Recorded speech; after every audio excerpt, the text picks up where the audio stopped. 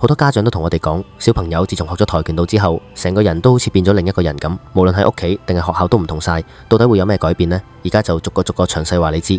以前企喺人前面就驚到成身震，連同人打個招呼都唔夠膽開口講嘢，成日匿埋喺爸爸媽媽後面。學咗跆拳道之後，自信心大大提升，而家無論企喺幾多人面前都可以企得穩穩陣陣，完全唔同晒。以前上堂坐唔定，成日周圍望，老師講嘢完全集中唔到，成日俾老師投訴話佢唔專心。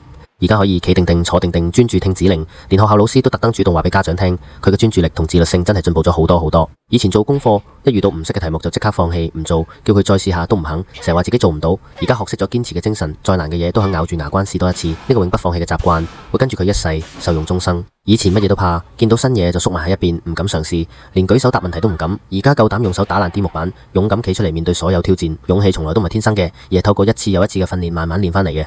以前成日駁嘴唔聽話，大人講嘢當耳邊風，叫佢做嘢永遠都係唔情願。而家識得鞠躬排隊聽指令，變得有規有矩，禮貌周周。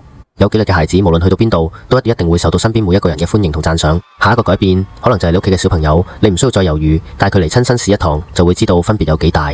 創武跆拳道館免費試堂體驗開放中，名額有限，快啲 WhatsApp 報名啦，我哋等緊你。